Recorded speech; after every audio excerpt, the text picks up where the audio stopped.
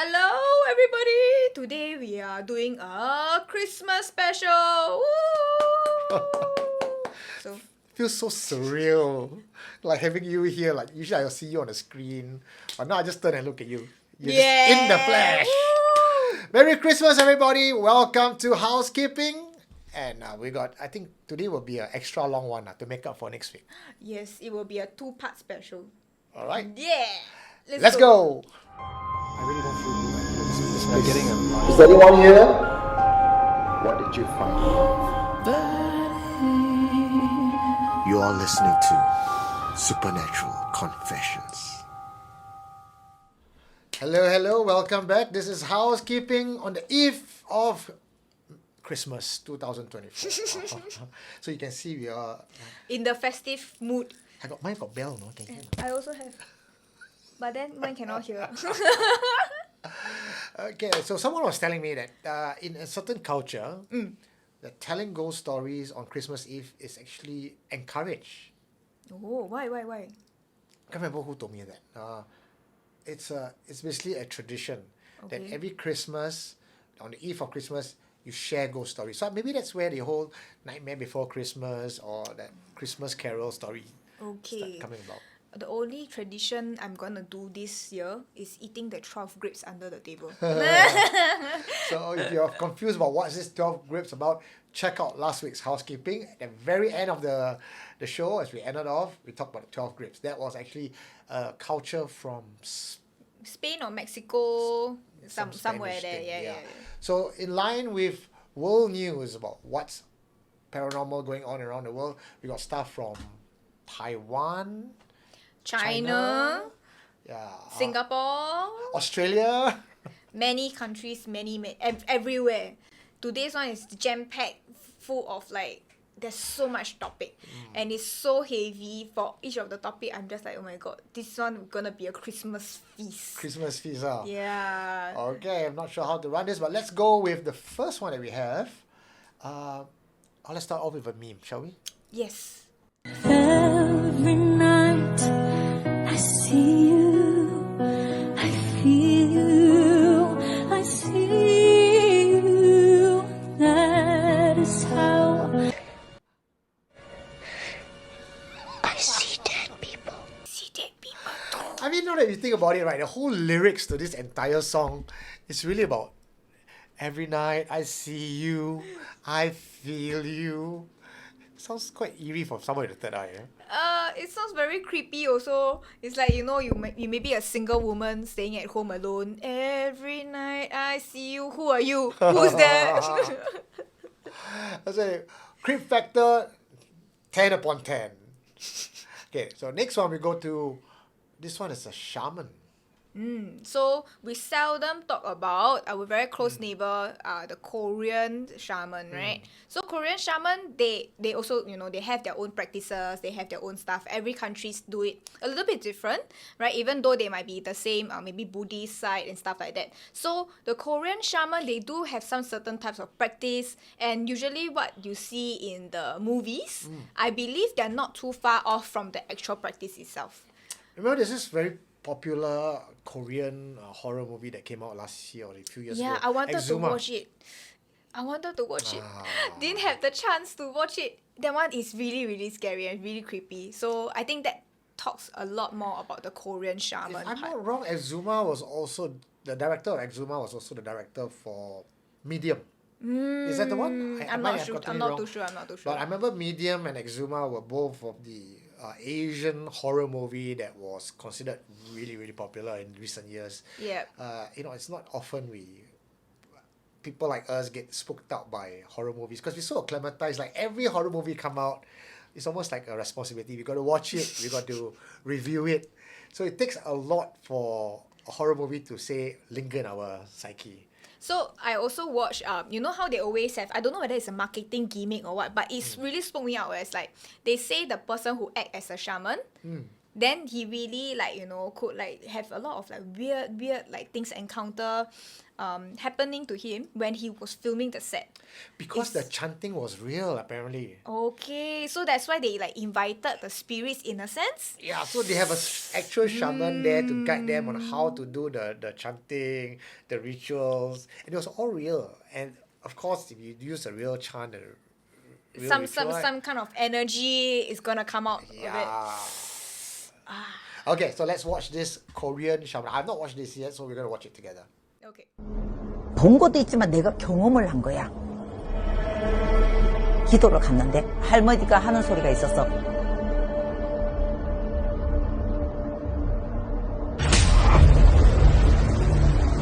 혼자 걷들 앉았다 끌려간다 이랬거든. 진짜로 끌려갔어. 소리를 질렀는데 소리가 안 나와. 그런데 뒤돌아보니까 퉁퉁 불었어. 물귀신이야. 물귀신은 사람을 So water ghost is something that is very very famous in Chinese films also. That they have the ghosts that die like near water bodies and stuff like that. They are always very very puffy, right?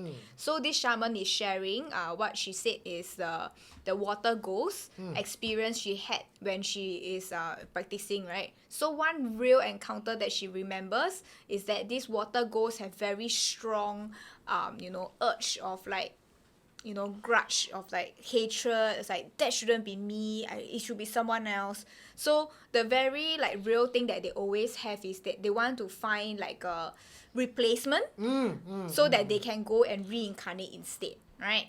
So I don't know how does that input into You the see, culture. that's not just a Korean belief. That's pretty much a Southeast Asian belief.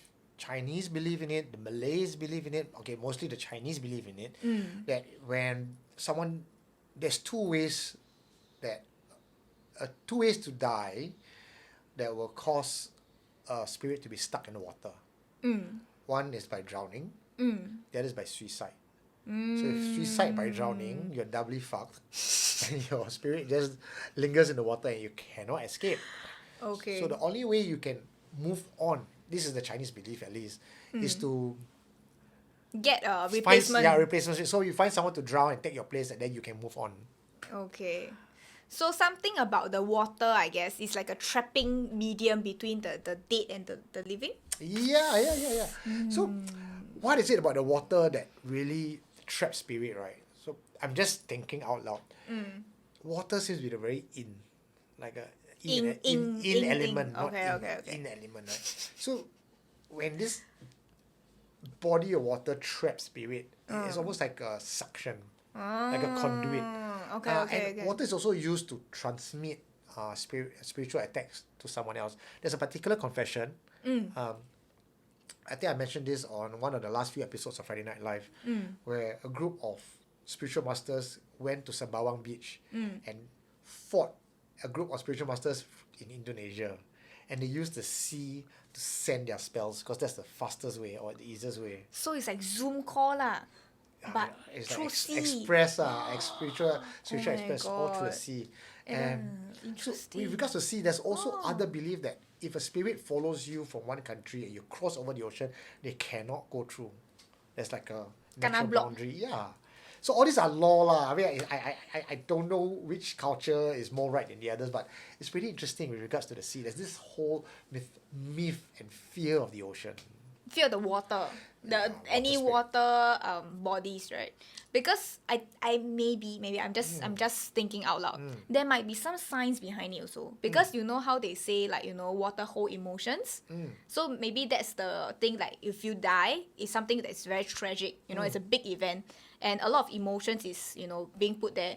When someone you say is like, let's say suicide, there's a lot of emotion to drive the person to go and commit the certain act, right? Another thing is if you drown, there's a lot of panic set in before you die, right? So there's a lot of emotion being trapped there. The energy, right? Yes, so the energy is being trapped in the water. So I also saw this study when I was much younger. It says that water crystals, if you look it under a microscope, they did an experiment.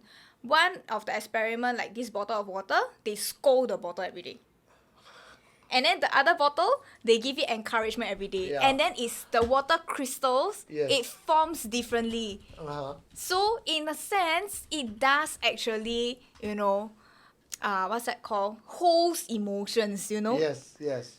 I think the one you're talking about is Dr. Masaru Emoto's water experiment. This is something I saw quite a while back as well. Right. And it's the one where he's like so one thing we know, the plants. You scold the plants and all that. The plant will like, Yeah. The other one that you give encouragement, the plant will grow stronger. So he did the Correct. same thing with crystals because crystals can form shapes and then you can use that as evidence. Plants are hard to use, right? So he scolded one of these bottles like, "Wow, you useless lah," this and that. Put it down. And the other one's like, "Oh, you're beautiful. You're yeah, great." you give a lot of encouraging words, right? So water from the same source, placed at the same place, frozen at the same time. Then when you look at the crystals within the The particles itself. one is like damn chaotic, and the other one is just beautiful. Beautiful crystals, like how the snowflakes works, right? Yeah. So there is certain science behind it, behind the spiritual thing, I guess. And so that's why they also say for children, when babies, especially when they're growing up and forming, if you put them down and scold them, you're actually creating a serial killer. So now you take the entire philosophy and put it into an ocean body, and with deaths and suicides, and then you also throw the ashes into the water. a bit sidetrack. I saw one, it's a very unethical thing lah, now they think about it. They did an experiment on children. They separate the two groups of children, a kindergarten class, and then one they scold, and then another one they praise for like I think a few months, and then the one they scold right never recovered. They have like psychological like trauma from that day onwards. But then So when- it's super unethical, It's like, wow, you effed up someone's life, But which parent will go and sign a consent form and say, I don't know. Last time people don't know, ma. Right? But okay. Then to be fair, right, people of my era grew up being put down and scolded all the time. But look at us now. We are psychologically fucked, but I think we're quite tougher than all the snowflakes out there. Damn. So all you millennial and Gen Z snowflake are perfect circle. Maybe that's why they call them snowflake as well. But people like us. To be fair, you are the one raising the next generation. Oh Actually, it's true. No? I try to raise my child without scolding him much. I'm guilty for that. I should scold my child more. So Leonidas, if you're watching this when you're growing older, understand why I scold you for your own good. no! R.I.P. I do not endorse this. Okay, what do we have next? Yeah, let's go. Okay, so from Korea, now we go to China. I think it's China or in Taiwan. I cannot remember. One of my friend, Charlie, he sent me this. Then he's like, you gotta take a look at this. So when I see him, it's like, I'm so confused. Is it Chinese? Is it Christian? What's going on right here?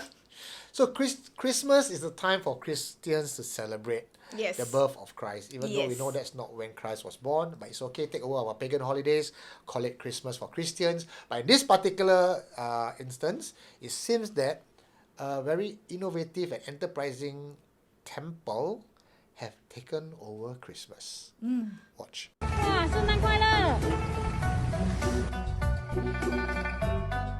农历11月初1，带着我们花朵春天所制作的新款神明花束来拜土地公。我们已经放了1周了。圣诞神明花束呢，我们已经是正式的上架。那不管你是初1、15、初2、16，或是祝寿神明生日呢，都是可以来做订购。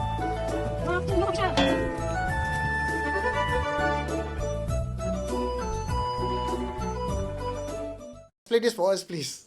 Okay, so basically, when this delivery man gave him the Christmas tree made of incense paper, right? Incense paper is something that the Chinese people usually burn. It can be like hell knows and something like that. Basically currency of the other world. Yeah. Right?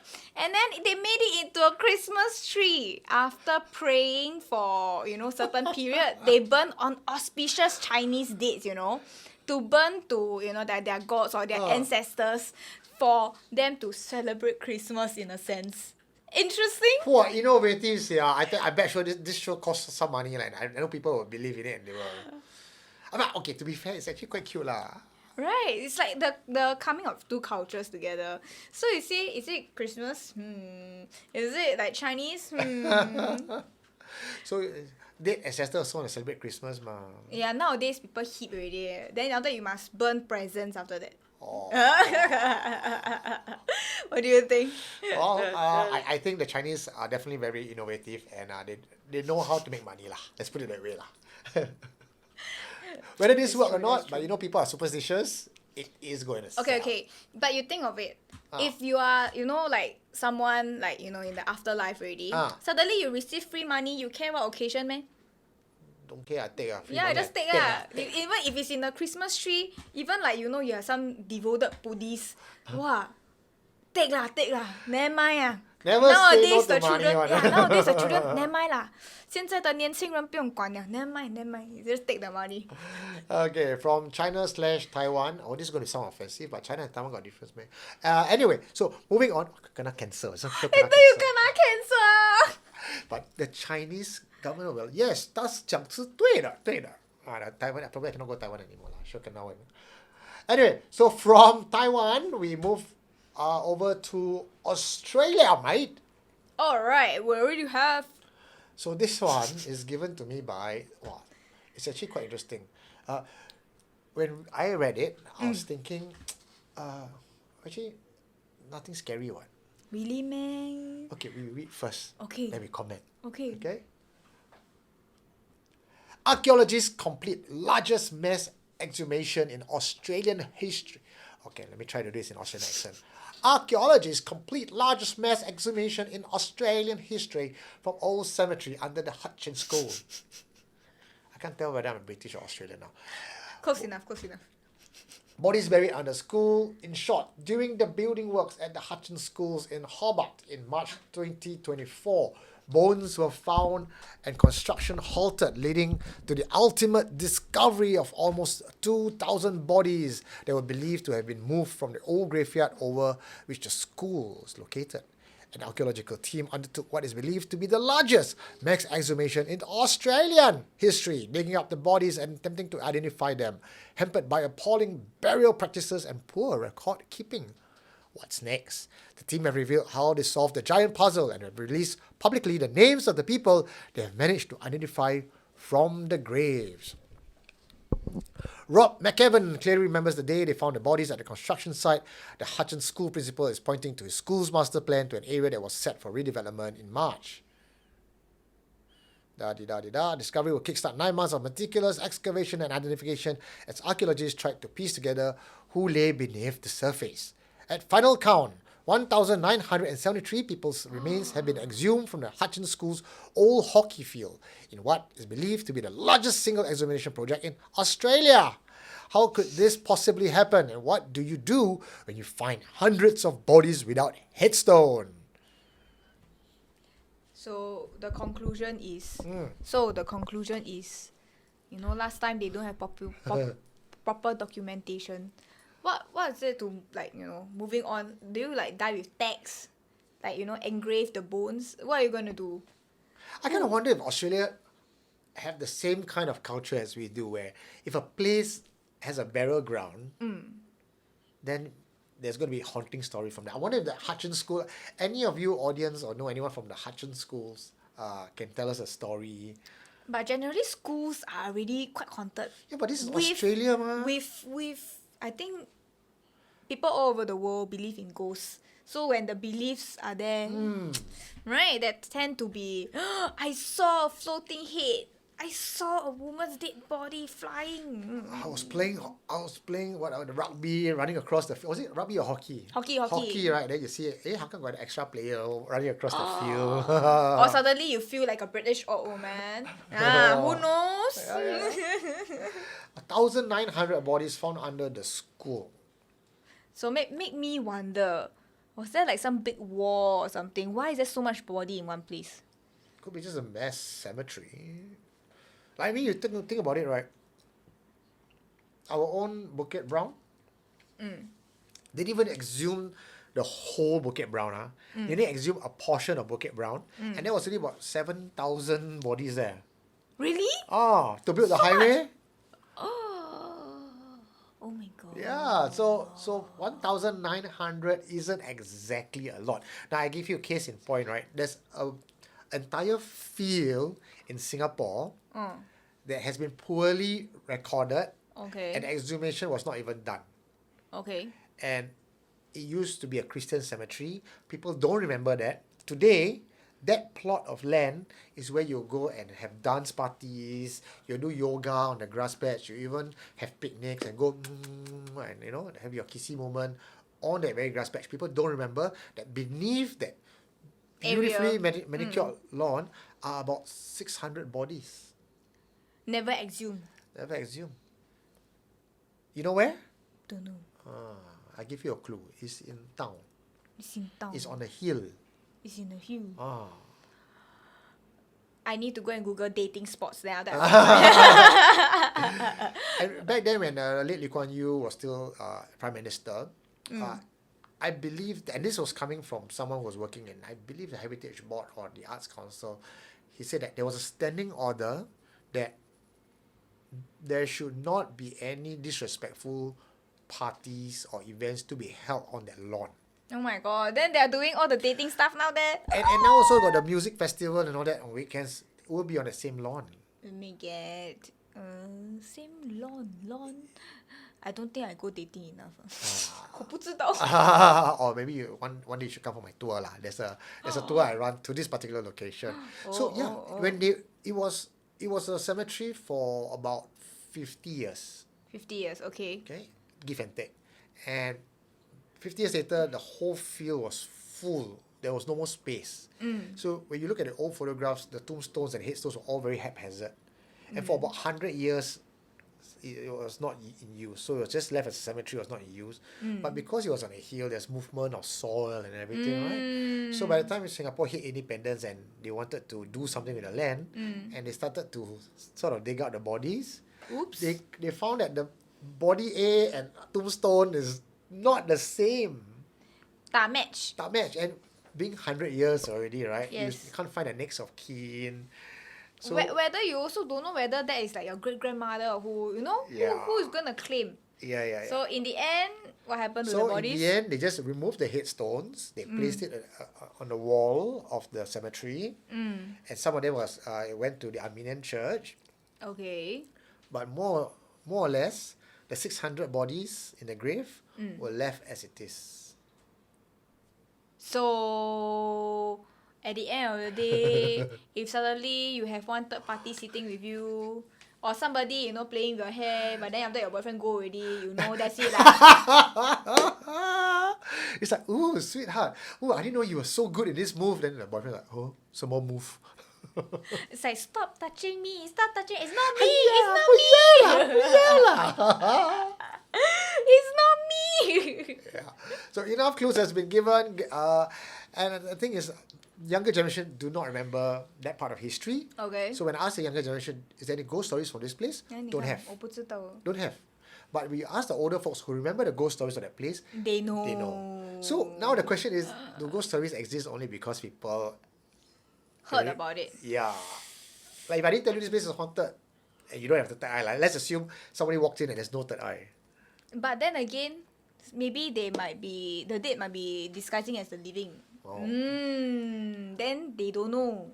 The young people don't know that the person's not there. Yeah, ignorance is bliss lah for the young people. Okay, let's go on to our next confession. This one is It's quite cute. now you're about to go. Christmas is around the corner. Christmas is tomorrow, in fact, and you're thinking about what presents to get your young niece and nephew. Maybe suggest a board game. Specifically, this board game. You're a little bit too young for that. You have to be 8 to summon demons. You have to be 8, at least 8 years old to summon demon. Too young for a witch.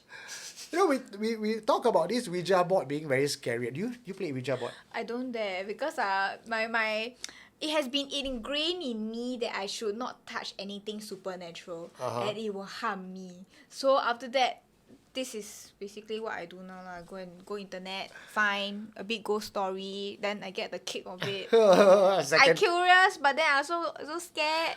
Secondhand fear. I used to have a Oujia board. And back then, Ouija board in the 70s was not really, That big of a deal? it was not taboo at all, no. It was a family game. You play Ouija board with your mom? Yeah, it's like family can get together, you can play the Ouija board, and it was marketed, produced, and sold by Parker Brothers. Parker Brothers were the one who created Monopoly, Yeah. the range of board games. So Ouija board, the original board, I had it before. I'm not sure where is it right now. It was shrink wrap. Okay, I did not take it out. It was Brand new. It was probably valuable lah. It's like not the first print. First print would have been very valuable. This was like reprinted. Okay. But shrink wrap, I did not even take it out. Damn. I can't find it. You know, what does it say? The The demon time's took not it. right. Time's not right. Ah. Later, I don't know, somewhere, somehow, maybe your children down the line, then they get it. But you got a nephew, right? 12 years old. 12 years old, not nephew lah. Cousin. Cousin. You got a cousin 12 years old, right? Yes. He's very much into the paranormal, right? Very, very, very much. So I into can give paranormal. him the Ouija board for Christmas. Hey, he's Christian. Later, the mother and father come after me. I don't want. Say, Koko, you didn't say it's a board game. See? Okay, now, to just connect this story with, we talk about how we think now Ouija board is scary, we should not do it because we're a bit wiser. But my dad, which is just, is still alive, so it's not a very long generation, not 2 generations past. When he was growing up in kampong days, he and his kampong friends played Malay magic rituals. Oh yeah, I heard about it before. Yes, Yeah. yes. It was a thing where like they prank each other, right? They send the jinn They after send the other jinn, they person. send the tuju. They were learning magic just for kicks and giggles and their children. And the parents and my grandparents were like, okay lah. Yeah, this is kids learning. will be Kids will be kids. And he said there's one game called the Jelangkong. Okay. So he put 2 sticks, you put a coconut for the head, and you put some magical ingredients into it, some parchment, and then you chant the spell. And apparently, the Jelangkong, the wooden doll, can walk, and the kids will chant and chant and chant and chant to keep it walking. And he said, yes, he saw that. But to them, there was no fear. It was like, Interesting. invite the Like- spirit into this thing and let the spirit walk. After that, okay, done, bye. Then they just throw the thing outside and go back home. So now we're like, cannot lift up the finger. We jump up. But I think 1970s and before, They're built different. they are built different. It's like ghosts also scared of them. But okay, then again, I don't think they're scared as per se. I think they respect and like coexist with the ghosts. Yeah. Nowadays we just like oh no. Yeah, ghosts cannot. Oh no. I think probably the people of my parents' generation is like, you think I scared you? Have you gone home to see my my mother or my father? You ain't got nothing on my dad with a belt. You know what they say? Why you don't move out from the haunted house? Poverty and homelessness is more scary than the hantu. Yeah, like sorry bro, you gotta learn to live with me, ghosts or not. That's it. I'm staying here. You can't get me. You can't throw me out. Yeah. Alright, what's next? We got this one. This one is pretty freaky. Have you done your first aid course before? No, I haven't. I have like 0 first aid kit. So Knowledge. Never you never join you. Okay, I never have this conversation with you before, but you look like a girl guide to me. Really? Are you ever into guides or like No, uniform never. group? Never. I swear I can see I you in a can uniform. bake cookies lah. Okay, like, one half. Alright, so I can bake cookies lah. Maybe that one supernatural confession next. Cookies next year. Next year. okay. Well, it's such a pity that you're not in the St. John's because I can clearly imagine you in a nurse's uniform. Oh damn! Now, this particular confession that I want to show you guys is that CPR dummy.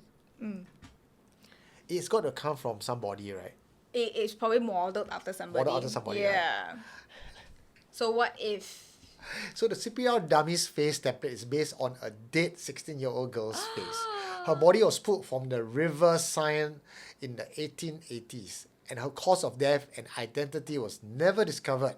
A mortician was so entranced by her peaceful expression that he made a plaster mask of her, which became the face of CPR dummies and health training equipment. So the next time you do your CPR training and you're going down to the dummy And to learn how to know that you're blowing to the mouth of a dead girl who drowned in 1880. Hey, you know, never know. You one day you die already. Suddenly you become the next hundreds and thousands generation down the line. You become like something like the CPR dummy. Will you feel honored? I Or will would you love feel, to. Will you feel honored or will you feel like mortified? It's like, oh my god, they're using my body against my will. No lah, but can you imagine if I'm a CPR dummy, how many people got to kiss me? Oh my god.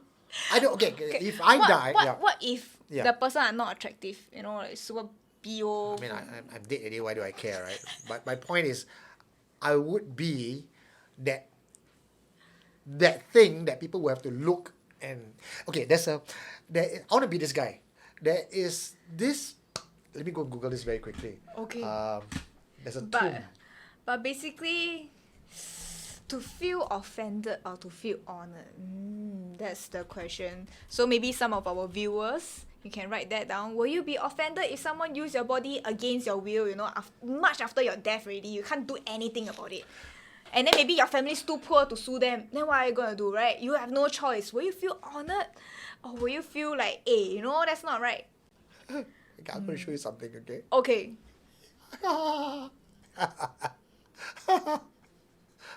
Terrible.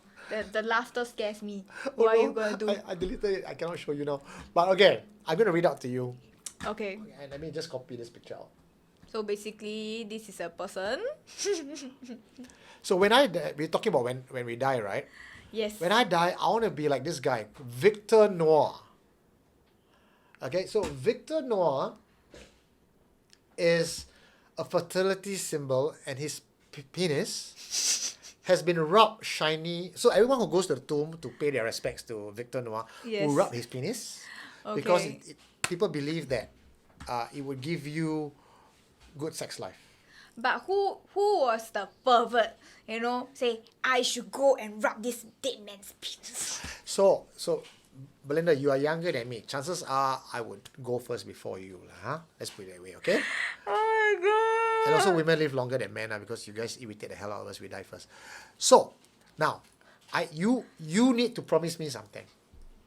That when I die, I will help you collect donation money for your future generation.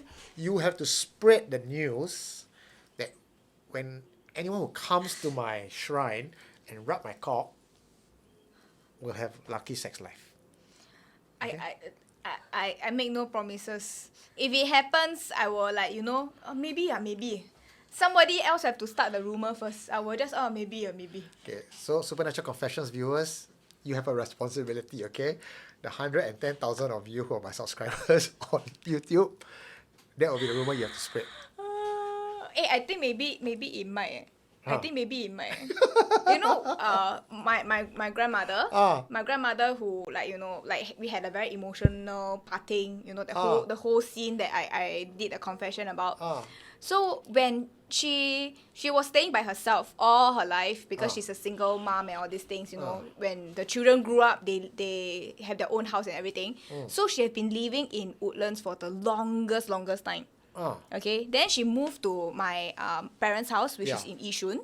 And then after that, she lived in Yishun for about 2-3 years tops. Okay. Okay, and then after that, during her funeral, right? Okay, she had cancer for 1 year. Okay. So during her funeral, suddenly all the Yishun auntie and uncle come, you know.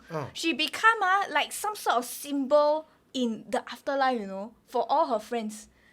So when she was alive, she was not that popular, but when she was dead... She go out and talk to anybody and everybody.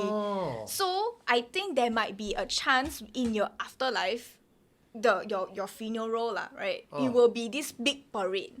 Because she's just some random auntie, you know, and people still come and pay respect to her. Then after that, me and my mom like, Amma got so many friends, man. Huh? Why Paul got so many friends? The whole table full, you know, the void deck is full, eh. I'm just like, oh my god, she has so many friends to come and send her off, eh. It's an honor. Have you heard of something called the living funeral? No. What's Living that? funeral is that before... We always say like, when people die, then people will come and cry, then give eulogy. But the Okay. person who's dead, then like, whose the eulogy was meant for, they cannot hear it, right? Yeah, Then yeah, a bit it's- pointless, right? yeah. So a living funeral is like, usually for people with terminal illness, like they know they're going to die.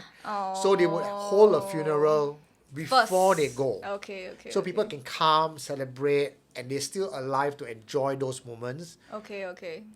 before they die lah. Okay. So in this case, are you thinking what I'm thinking? No, Eugene. No. Cannot. 不可以. You say you got museum, right? You go hold it in the museum lah. Then when you bye-bye already, then they can like mummify your body.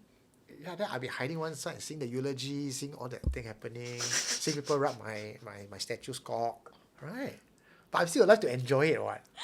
Oh my god. So now next time when I die, people don't believe, this guy, 变家 one, it's all a ploy. You must have like some living proof. Somebody must say something about it. Okay. Ooh, okay, so the next. So what happened in the afterlife? Oh, can I enjoy it or not? I wonder. Maybe from above lah, the cloud somewhere. You be like, this is what happened to me. Very good. All according to my plan. You know they say 7 days. If you die within the 7 days, you are still around, huh? Yeah. So you can still see. It's all going according to plan. My grandma did come and visit me on the 7th day. When she say bye-bye, full of tears. Oh no. Then everybody will be like, oh my god, I had the best come in my life. In the 7th day. Then after you'll be like, according to my plan. Oh. Okay, next one. Terrible. So this year, Yes. and on the YouTube channel, Yep. there's one featured confession that made it to number 1. Like Wow. the most popular confession was actually confession about hotel stories. Was a hotel manager who told stories about his time working as a hotel manager. Okay. Now we all know that hotels, like almost every hotel is haunted, even a 5-star. Yeah. It is like when you have a lot of people, what they say, a lot of people, a lot of movement, right? Then they say it tends to trap a lot of like lingering spirits. Also because or these are not something like homes, these are transient place. People come down, they live. There's They no stay for a real, while. there's no real energy and ownership to a place. And imagine the number of negativity that's left behind. So that's how most hotels are haunted. But the question also begs is, how many? Is there really a system out there for hotel managers that they know, they wink at each other, or they have a certain code word to tell each other that a particular room is haunted?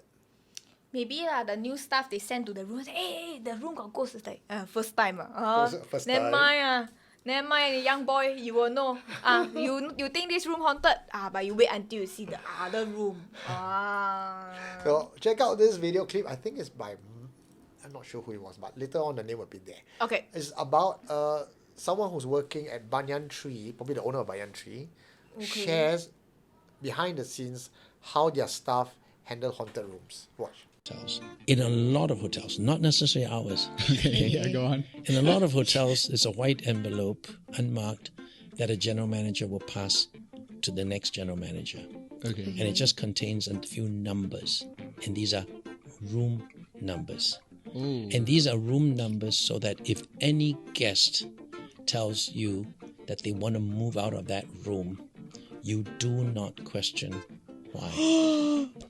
Oh my god. Wow. And it's only the general manager. Well, it should be kept pretty secret so that, So if people were to say, I want to get out, I want to change my room because the air conditioning is no good, then the people may say, I'll go and fix your aircon, I'll do certain things. But if it happens to be one of the room numbers that are listed there, you do not question. But this one, I think it's pretty true because one of my friend, when they went to Japan, so basically it's just 2 guys staying in the room, right? Then after that, they were complaining the aircon make a lot of noise, not cold enough and stuff like that. Immediately, without saying anything, it's in Japan, and then after that, the staff immediately say, okay, I will change your room to another room. And then they got a sweet upgrade, without question, never say anything, I don't know, maybe because my friend look very handsome, attractive, like model like that lah. So you just imagine like, Titus low kind of like standard. Maybe risk the staff manager. Then staff manager, but who knows? Maybe that room is haunted. Yeah, I'm thinking, if I go to hotel rooms, and I claim it's haunted, will I get an upgrade?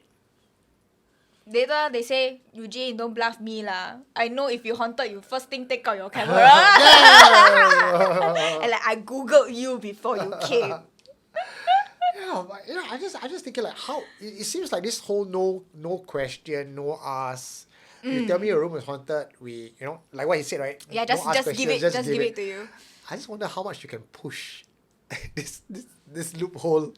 Like every hotel you go, like my room is haunted. I want an alarm grade. I just kind of want to test to see how I think far nobody it goes. will say I want to upgrade. I want to change another room. Oh, That's yeah. more You reasonable. cannot sound greedy lah. Yeah. So then again, we had another previous confession, if you remember. It is one at the onsen place. Even though there was the Japanese ghost there was Japanese very angry lady there, they couldn't change room because there's no more rooms to change. Familiar. Can you tell me the story again? Okay, so basically, one of our confessors went to Japan. Okay, so I believe it's both females. They're both staying in the room, and then after that, one of the friend was like showering, and then after that, another person was in the balcony. So suddenly the person at the balcony saw another person come out to the balcony as well. But then the friend suddenly came out of the toilet, she just showered everything. Then when the friend at the balcony turned over, it's like, were you just at the balcony? He said, no, I just showered only, what? Yeah. Then I was like, who is that person at the balcony with me? I remember because we were joking about it. It's like, did the cleaning auntie died there and she was still cleaning? Yeah. That's like yeah. angry vibes, right? So at the end of the day, if there's no more room, Eugene, where are you going to go? Go and stay at the staff headquarters? Hearing all the confessions, what people have said, right? The best thing that anyone can do in that situation is to ignore it and just go and sleep. Tough, but even like I've been in hotel rooms before, I couldn't get out. I was just stuck there in the morning. You know No what? choice. I don't know lah. I don't know about you lah. Every time the ghosts want to disturb me when I'm sleeping, they're always hovering over me and watching me. Like never relentless one. Never stop, never go away, never anything. They just hover over me. Hums up ghost. Yeah. It's like the How are you Ju-on going one, to the Ju-on one, they're looking at you. How are you going to sleep like that? You know what I would not do? Like a lot of confessors, they would say, "Oh, I see ghosts. I pull the blanket and hide underneath." I will not do that. You know what I did? One shot up. My eyes still closed, just pretending I having a fit or nightmare. Pow, pow, pow. Usually they will go away. They know I'm angry. You see this one like Don't disturb me. small size, smiling, punch ghosts and all. Yeah, the hamsak come also like. Pow, pow, pow. I think it's been a while since your Johor trip, I right? want to go for that one. A lot of people are asking me, Then after that, in the Facebook group, I don't know whether I want to say or not because some of them I feel don't have good intention. But if I start telling one, then after that later, other people say, hey, not fair, why you never tell me? Then after that, I cannot say you got bad vibes. So then again, I think Eugene, I send you the address, then you own self go lah. Then you can do into a YouTube video lah. Right? So if those people see it, then they see it lah, right? I cannot, it's not my responsibility to guard the ghost there also lah. So okay lah, I'll take one for the team. I'll go to that hotel and I will document for you guys. But if I don't make it, no lah, the ghosts there are pretty okay lah. They're just playing around. Okay.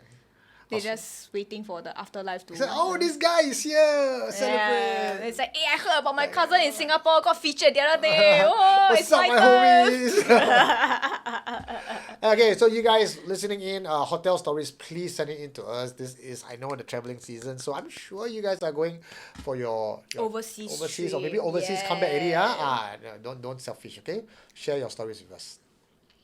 Okay, next one is a... Taiwan investigation? Yeah, this one is quite scary. I didn't watch finish, to be honest. Okay, if you need translation, you let me know. Which will. part not clear, I will let you know. The part from ta and to the point they go, the last word they say. Okay. You had Eugene at ta. You had me at ni hao. Okay, watch. 哎，撒小了，还是要滚呢？应该是有。Okay, so basically this is a haunted location. They never specify where is it, but it looks like someone's apartment. It looks like someone ever lived there, right? Or it might be like an office building or what, because you see some couch and some of the door, it does look like an office setting. So basically these people, they go there, and then after that, this is a, I think somewhat famous Taiwanese group.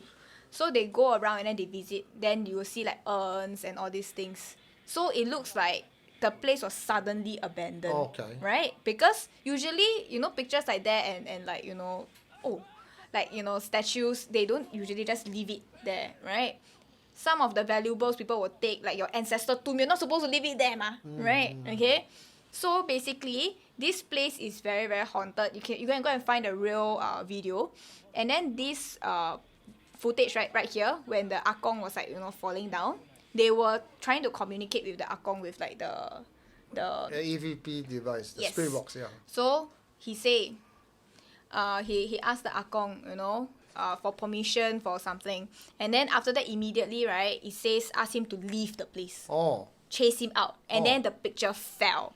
Oh. So he got scared, But after that, they respectfully, they pick up his stuff and then say, sorry for disturbing you, and then they are gonna leave. Especially this red chair right here, it is shaking by itself. I don't know whether is it like, dramatic effects or what. But the moment when I saw this video, it's just full on bad vibes. There's a lot of like negative energy here. So they do have a lot of interaction from this video itself, that they are talking to the dolls and like, talking to the chair. Yeah. They say that they are afraid to go to some certain areas. And then very, when they're passing through like some doors and things like that, immediately after they pass through, the door give way. So it drops on them, things fall on them. Seemingly not trying to hurt them, but seemingly Chase trying them to away. correct.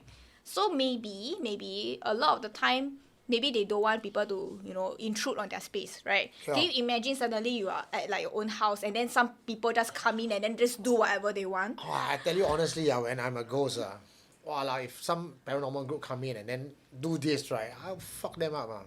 Yeah. So it's understandable, right? So the ghosts never do any like malicious intent to like harm you or like, to cause chaos or like to also get like replacement in a sense, right? They just want their own peace probably, Yeah. Instead of people stepping on all their belongings and stuff like that, Yeah. right? So to me, it's hantu empathizer. Actually, my own style of investigation also changed quite a bit. When Sneaky Sushi moved from lifestyle into paranormal, one of the questions that I get was, hey, what do you think about his Content. his content investigation style? It's very hard for me to content or criticize or even comment on it because when I was a lot younger, when I first started as well, I also do stupid things. I also say stupid things, right? Yeah. Because it was more entertainment. It was just new to me, and I was even very different. Ignorance lah, right? Yeah. So all I can say is like, give him some time lah. He will grow into a mature investigator. You have to. You can't be doing 10 years of the same thing. First of all, as a content creator, that's boring as hell. Okay. Second is, have you learned nothing at all in the 10 years that you're doing it? Are you still going to kick down doors and are you gay? Yeah. So that's what I think about paranormal investigation like this. If I go to a haunted house like this, it's going to be very different the way I run it.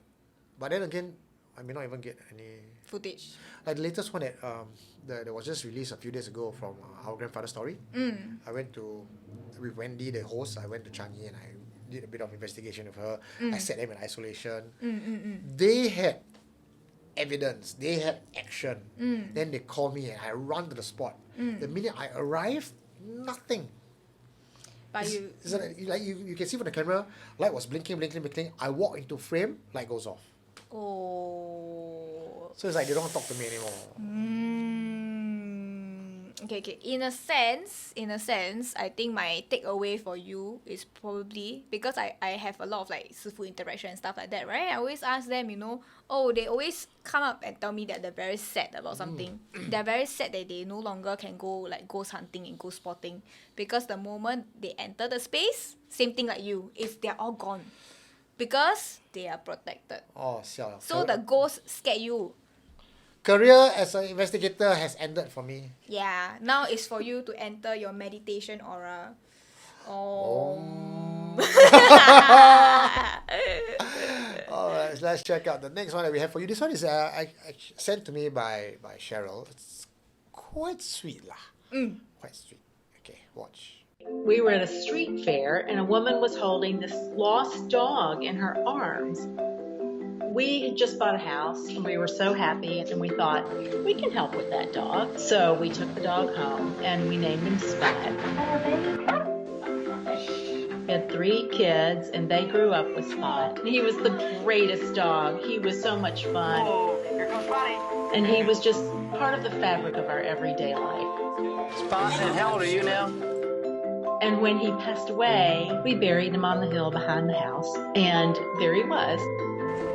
Some years later, we moved out of that house and we were at a nearby park and we happened to run into the people who bought our house where Spot was buried. And they said, well, we wondered if your dog was a white terrier with a black spot on him. 2 separate people on 2 separate occasions have seen a dog almost like a hologram at the end of the hall. We were just like, oh my goodness, that has to be Spot, a spirit of Spot down the hall. Isn't that bizarre? I know that they truly saw Spot, because how else could they describe a dog that they'd never met? I'm not exactly sure what to make of it, but if he was coming back to check on us, I just wanted Spot to know that we were okay. And it's just Spot was just such a part of us, you know. Maybe he didn't want to let us go. See? So sweet. Hantu is not always scary. You see, like Spot, come back. What's that called? Guardian spirit. Huh? Guardian animal or something like that. Is it? No, I think it's just the dead spirit come back only. He's not the guardian. Unless what, he come back as a guardian. Maybe try to protect the family. Oh, Spot has elevated into a sentient being. Transcended into a don't know, guardian spirit now. Yeah. Alright, so today's session is actually recorded in front of a live audience. A live audience. Just Okay. one. Where? He's in the studio with us. And he is Titan! Woo! Okay, come. I stand behind them. Hello, Titan or Titus? Titan. Titus. Titus. Yeah. Titus. Okay, I thought of you as a big man. Titan. Okay, so Titan, tell us who you are. I'm a fan of Supernatural Confessions and I'm 12 this year. Our youngest fan. Yeah. Okay, so Titus, I first met you when you came to my house, we had a great conversation about paranormal, and Titus here seems to know a lot about paranormal. And does that make you like a weird kind of guy in the school? No, because not many people, I get to talk to about supernatural things. So not a lot of people, know that side of me because I don't say it. Yeah.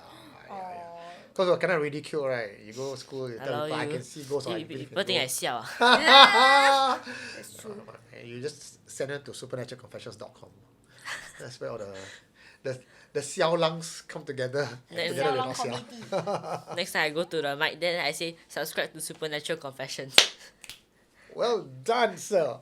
Okay, so you got a story for us, or at least you came with something. You were telling Belinda and I about energy movement, and in particular, there was one block in Singapore that seemed to be trapping energy. Tell us about that. So basically, it's a place. Yeah. I forgot where, but it's somewhere there.